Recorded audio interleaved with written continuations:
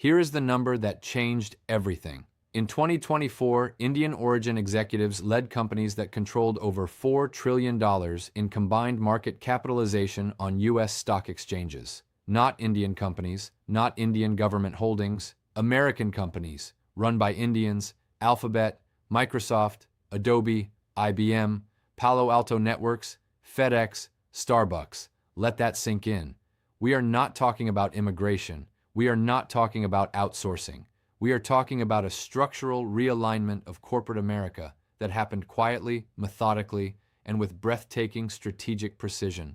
And today, we are going to prove, using hard data, that 11 of the most economically critical cities in the United States have become structurally dependent on Indian human capital, Indian intellectual architecture, and Indian institutional frameworks. This is not a trend. This is a permanent shift in the global order. Welcome to the Strategic Intelligence Report.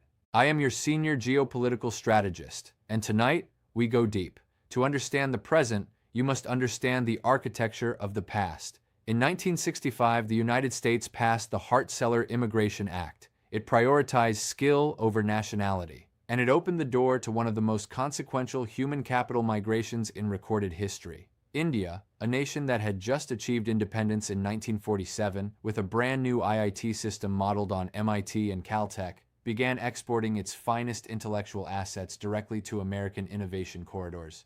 This was not accidental. India could not yet absorb the ambitions of its top graduates. The United States could, and it did so hungrily. The Indian immigrant population in America stood at roughly 206,000 in 1980. By 2023, it had grown to approximately 4.8 million. And here's the statistic that changes the entire frame of this analysis. The median Indian American household income is now $136,000 per year. That is double the national average, from a community that represents less than 1.5% of the U.S. population. They file for more than 70% of H-1B visas in high-skill technology categories. But here is what the mainstream narrative misses entirely. This was never just about individual immigrants chasing the American dream. This was a generational strategy, one that IIT alumni networks, diaspora capital flows, and Indian institutional knowledge quietly assembled over 6 decades. And by 2025, that strategy has matured into something the United States was completely unprepared for. Not dependency through debt, not dependency through military alliance, structural dependency through human capital, through intellectual leadership, through institutional indispensability. Let us now go city by city, and we will show you exactly where that dependency lives and what it means for the future of American economic power. You are now 5 minutes in, and we have not even scratched the surface. If you value data-driven analysis over mainstream narratives, if you want to be ahead of the global shift before it happens, join our community of strategic thinkers. Hit that subscribe button, ring the notification bell, because this report is only the beginning. The roadmap to India's complete financial dominance is coming, and you need to be in the room when it drops. Silicon Valley is not a geography, it is an idea economy. And the idea economy runs on Indian engineers. Approximately 38% of all STEM workers in the San Jose metro are of Indian origin. Over 17,000 Indian-founded startups launched in Silicon Valley between 2010 and 2024, with a combined valuation exceeding $1.4 trillion. Companies like NVIDIA, whose engineering workforce is majority South Asian, process the semiconductors that power everything from your iPhone to U.S. military AI systems. Remove Indian intellectual capital from San Jose's economy overnight, the tech sector does not slow down, it collapses. That is not hyperbole. That is macroeconomic dependency. Microsoft, Amazon Web Services, Tableau, Expedia. Seattle is no longer just a tech city. It is the cloud capital of the world. Satya Nadella did not simply become Microsoft's CEO in 2014. He executed one of the most remarkable corporate turnarounds in modern business history, growing Microsoft's market cap from roughly $300 billion to over $3 trillion. 6 of the top 10 C-suite technology heads at Seattle's largest firms are of Indian origin.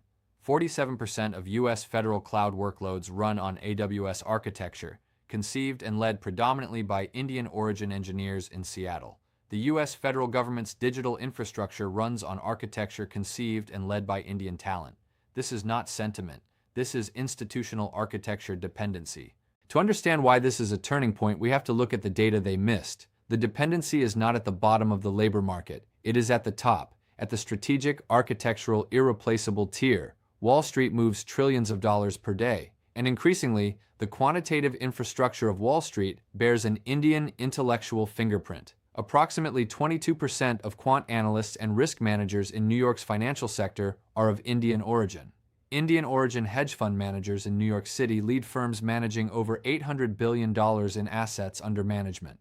The mathematical modeling frameworks that govern derivative pricing, algorithmic trading, and systemic risk analysis at J.P. Morgan, Goldman Sachs, and Citadel were overwhelmingly developed by Indian origin quantitative analysts. This is macroeconomic dominance at the most sensitive node of global capital markets. People associate India's global rise with technology. But the energy sector tells an even more powerful story. Approximately 19% of senior leadership at Houston's top 30 energy firms is of Indian origin. The Indian diaspora has deployed over $14 billion in direct investment across Houston real estate and energy. Reliance Industries, controlled by Mukesh Ambani, the world's ninth richest person, has established strategic partnerships with Houston-based LNG and refining firms that give India bilateral leverage over American energy export decisions. Houston does not just employ Indian talent. Houston's energy strategy is now co-constructed with Indian institutional interests. That is strategic autonomy being exercised by India in the heart of American energy territory. Abbott Laboratories, Baxter International, Morningstar, United Airlines. Chicago is one of America's most diversified economic powerhouses. Approximately 28% of specialist physicians in the Chicago metro are of Indian origin. Indian pharmaceutical investment in Illinois exceeds $6.2 billion. During the COVID-19 pandemic, Indian origin researchers at AbbVie and Pfizer's Chicago labs played critical roles in accelerating treatment protocols. The city's hospital systems are now structurally reliant on Indian origin medical talent, particularly in nephrology, cardiology, and oncology, where vacancy rates among non-Indian origin physicians exceed 40%. Remove that talent pipeline, Chicago's healthcare system faces institutional paralysis within 18 months. Austin is the fastest-growing major city in the United States, and it is growing, in large part, because Indian origin entrepreneurs and engineers are choosing Austin over San Jose for the next chapter of American innovation. Over 2,400 Indian origin startup founders launched companies in Austin between 2020 and 2024. The Indian community generates $22 billion annually in economic output across the Austin metro. Tesla, Oracle, Dell Technologies, Apple's new campus. Every major tech relocation to Austin brought with it, and depended upon, Indian intellectual capital for its engineering workforce. Austin is not simply growing. Austin is being architecturally constructed by Indian diaspora capital and talent in real time. This isn't just a trend, it's a permanent shift in the global order. And we are only at City 6 of 11, Research Triangle Park, home to GlaxoSmithKline, Biogen, and the fastest-growing biotech cluster outside Boston. Approximately 34% of doctoral-level researchers at Research Triangle institutions are of Indian origin. Indian biotech investment in the NC Triangle region has exceeded $3.8 billion since 2018. India's pharmaceutical sector, already the third largest in the world by volume, is establishing intellectual and financial bridges directly into Research Triangle, creating a biotech corridor that bypasses traditional European pharmaceutical dominance. The United States is not simply receiving Indian talent in Raleigh-Durham, it is receiving Indian strategic pharmaceutical architecture. Detroit almost died, and then, quietly, it began its resurrection. The mechanism of that resurrection deserves far more analysis than it receives. Approximately 23% of EV development teams at GM, Ford, and Stellantis are Indian origin engineers. Indian tech investment in Detroit's mobility sector exceeds $2.1 billion. Tata Consultancy Services, India's largest IT company, holds service contracts with General Motors encompassing supply chain optimization, AI-driven manufacturing systems, and autonomous vehicle software infrastructure. Detroit's automotive comeback is, structurally, a joint American-Indian institutional project. Harvard, MIT, Tufts, Boston University, Brigham and Women's Hospital. Boston is the academic heartbeat of the United States. Approximately 18% of tenured STEM faculty at Harvard and MIT are of Indian origin. Over 47,000 Indian students are currently enrolled at Boston area universities. Indian pharmaceutical R&D investment in Greater Boston exceeds $9.3 billion. The intellectual pipeline from IIT Bombay and IIT Delhi to MIT's computer science and engineering departments is now so institutionalized that MIT has formal research exchange agreements with 5 IITs. Boston's academic excellence and its pharmaceutical sector now depends on a continuous, uninterrupted flow of Indian intellectual capital. Any disruption to that pipeline would register as a macro-level shock to American innovation capacity. This is where the dependency becomes geopolitically sensitive. Approximately 11% of U.S. federal government employees at GS-13 level and above are of Indian origin.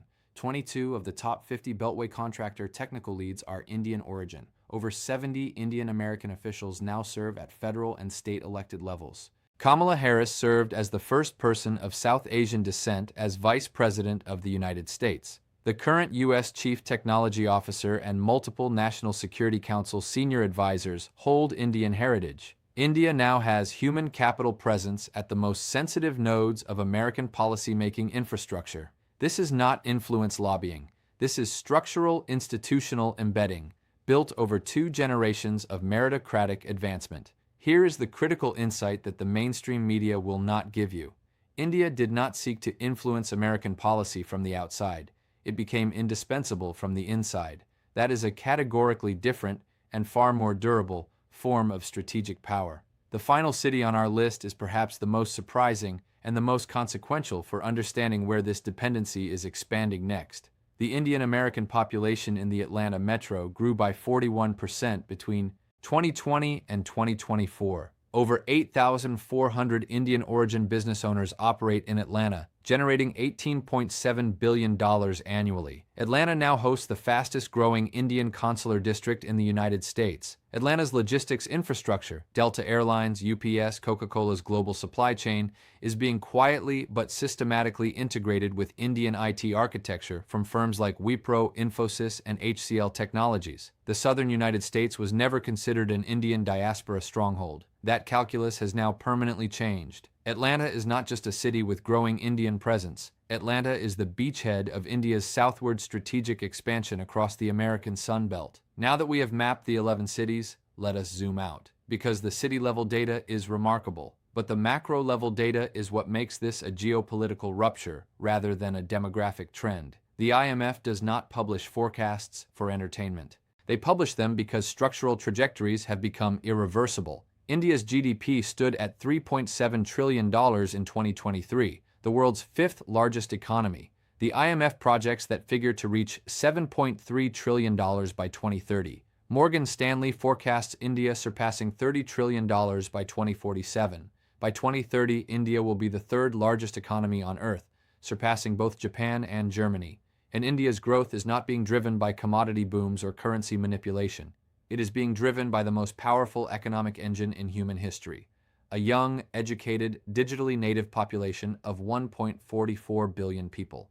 India's median age today is 28.4 years, the United States 38.9, China 39.0, Germany 45.7. When the world's competitor economies are aging, India is just getting started.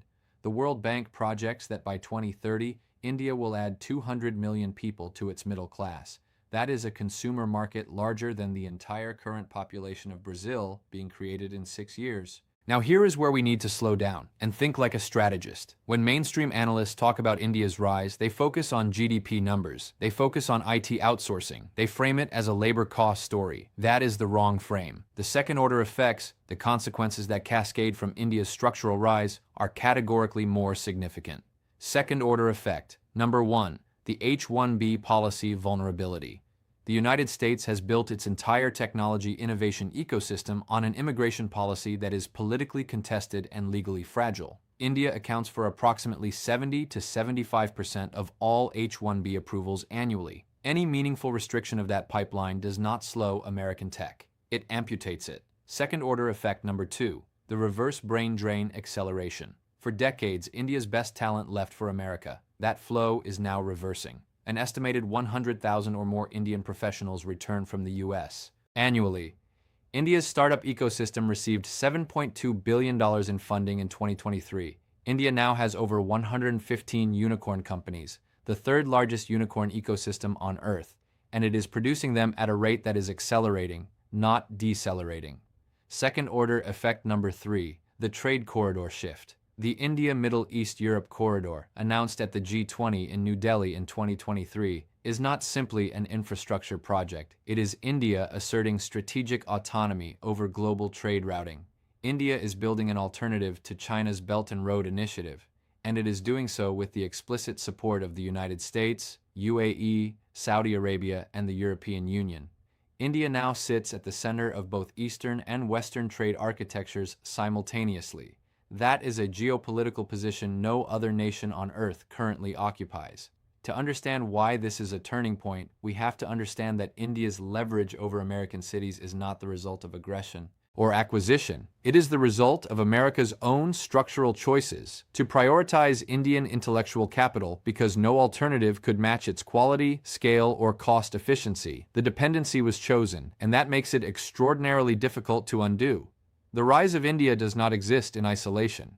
It was accelerated by the institutional failures of the powers that came before. Let us be precise, let us be analytical, and let us be unflinching. The American policy misstep: underinvestment in STEM education. The United States ranks 38th globally in mathematics education, according to PISA 2022. It ranks 24th in science. It graduates fewer than 300,000 STEM bachelor's degree holders annually. India graduates over 1.5 million STEM degree holders every year. America did not lose the talent war through malice. It lost it through decades of underinvestment in the educational infrastructure that produces the engineers, the mathematicians, and the computer scientists that run a 21st century economy. The Chinese policy misstep: the trust deficit. China had the scale to challenge American tech dominance, but Chinese geopolitical aggression, intellectual property violations, and state surveillance of private firms created an irreversible trust deficit with American corporations and government agencies. This opened the door that India walked through.